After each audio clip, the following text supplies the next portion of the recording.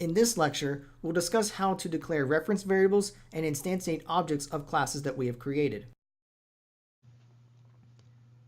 In the last lecture, we defined our class. We decided what variables we're going to have, the constructor, and all the methods. So now that we have all that defined, we can declare reference variables of that type. So for our clock class, we're going to declare some reference variables, and we'll do two different ones. We'll have my clock and your clock.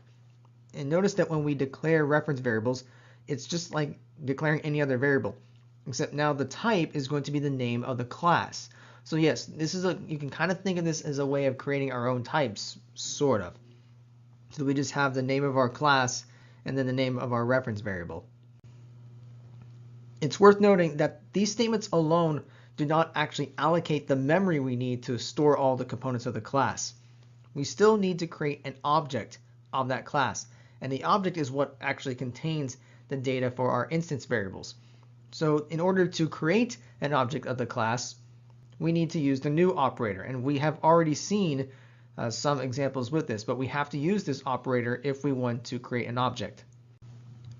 So let's take a look at the syntax for using the new operator. So here's one way we can do it. We have the word new, and then we have the name of our class with parentheses. So what this does is it creates our object and initializes the instance variables of the object based on our default constructor. So remember, we had a default constructor. So using this form of the new operator allows us to call the default constructor, and it initializes the variables based on its definition. Here's another way of using the new operator. So once again, we have new and we have class name, but we can pass some arguments. So this creates an object and initializes the instance variables using the arguments that we passed.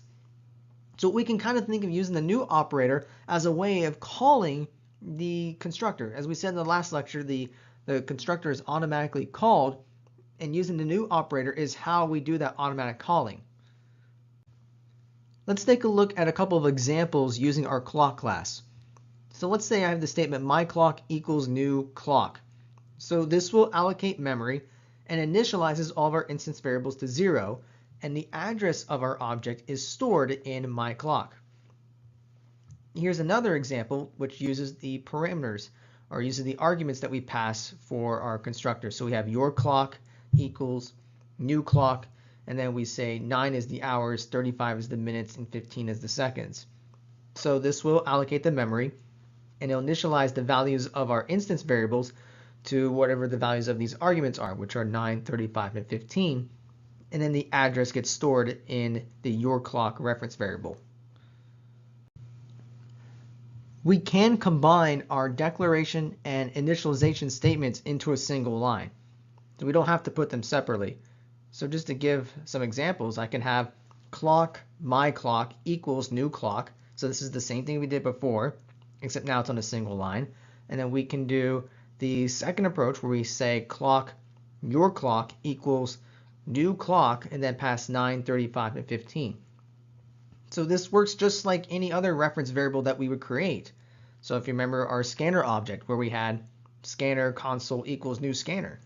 This is no different than creating an object of the scanner class. The only difference is now we're creating objects of our own classes.